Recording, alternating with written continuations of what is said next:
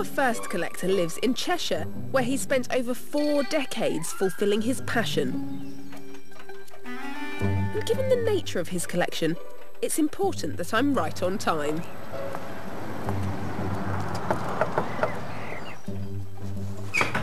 Hello. I'm Jasmine. I'm Roman. Welcome to Cuckoo Land. Nice to meet you. Goodness me.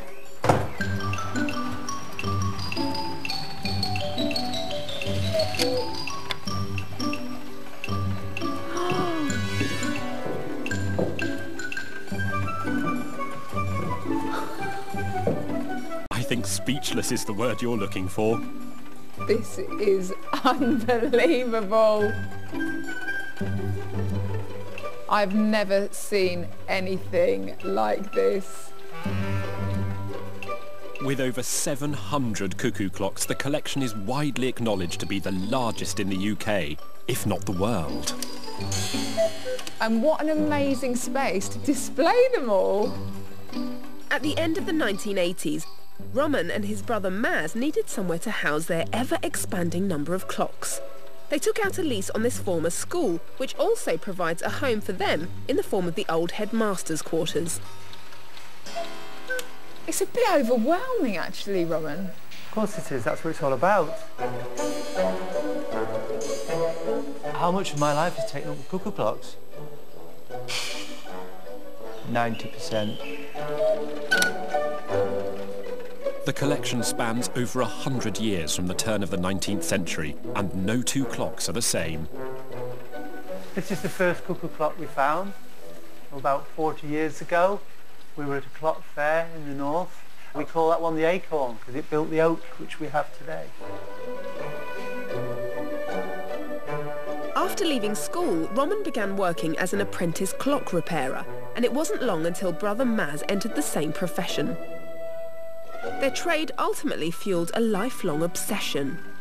Make the most of the time. That's a very important thing to my brother and I. We're dedicated to what we're doing. We do it every day of the year, Christmas Day, Boxing Day, but we love what we're doing. It's a part of our way of life. But is there more to life? No. We're quite happy with what we're doing, thank you very much. We love it. But it was health rather than horology that initially spurred on the collection. When I was 29, I copped for MS, and a top surgeon gave me 3 years, so that's why my brother and I dedicated ourselves to what we're doing. Wow. As opposed to burden myself with anybody, and I'm still here today. But to be honest with you, there's no regrets. No. None whatsoever. If I'd have been married and with family, we'd never have had this collection. Do you think this is what keeps you well? Without a shadow of a doubt. The collection's kept me going, without a doubt, yes. So strong is Roman's dedication to the cuckoo clock that although not a full-time museum, he welcomes visitors and conducts guided tours here to help with the running costs of housing the collection. So where do cuckoo clocks come from? Switzerland, right? No. The cuckoo clocks come from the Black Forest in southern Germany.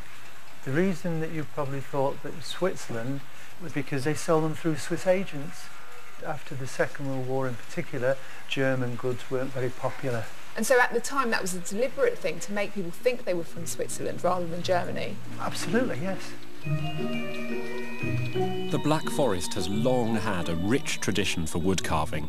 Predominantly fashioned from the linden or lime tree, the first cuckoo clocks were produced there in the 17th century. Back in those times, how long would it have taken to train as a craftsman to be able to make these kind of clocks? A lifetime. With the carving, it's so easy to make a mistake. You might be carving a fox and you end up with a rabbit. Over the subsequent 200 years, the cuckoo's popularity grew, and all manner of different designs were produced. From framed clocks depicting forest scenes with a cuckoo placed at the top, to railway house clocks with hand-carved leaves and a hidden cuckoo, as well as some less traditional pieces. This one is a bit different, isn't it? This is an eye-turner cuckoo clock.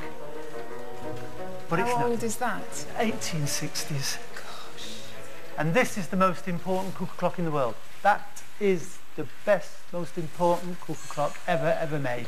Why is this so important? Because it was made for Frederick I of Baden-Baden in the 1860s, and he was the head of the Black Forest.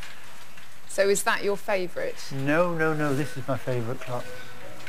The whole case is carved out of one piece of wood.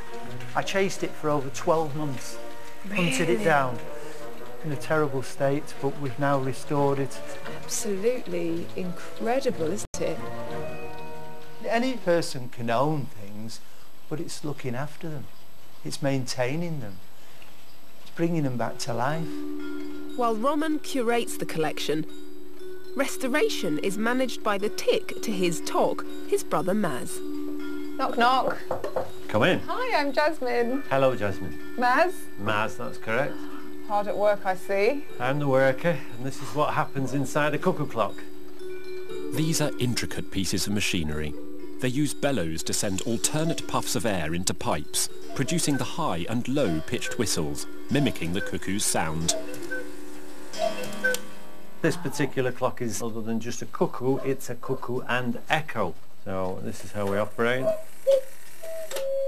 Oh. 4 pipes, which creates the sound of an echo, as though the bird is in the forest. It's adorable, isn't it? These are very rare. There are lots of cuckoo clocks with double sets of pipes in, but with an actual echo pipe they are quite rare. The cuckoo's sound has long been popular, signalling the welcome sign of spring after the dark, gloomy weather. Classical composers such as Delius and Saint-Saëns even used the sound as inspiration for some of their works. I imagine it must be quite unusual. Would be so into the same thing. Don't get us wrong, we have our fallouts. Don't want to keep anything... What do you argue about? Well, anything and everything. Really? Yes. Do we buy another cuckoo clock? No. There's no other two brothers like us. We're in cuckoo land. We admit we're not in the real world, but we'll never stop collecting. It's in our blood, I think. Yet the sheer extent of the collection is posing a problem. The collection's got too big and too important. They've got to be kept for future generations to enjoy and to learn about what was made. But unfortunately, we're on our own, my brother and I, so I don't know what we're going to do. This is a common issue that faces people with large collections and no family to leave them to. Do they all go off at the same time? No, because they're all... No. They're not all set to the same time, are they? It's nice to hear that there's cuckoos going off all over the place, Right. as opposed to them all going off at the same At the same time. How do you... Have a watch. Well, you did ask, Jasmine. But of course, watches and clocks wouldn't even exist without one very important force. Time. From AM to PM, it guides our hectic and busy lives. There's no escaping it. The relentless tick-tock and moving of the hands on the clock. This endless thing called time.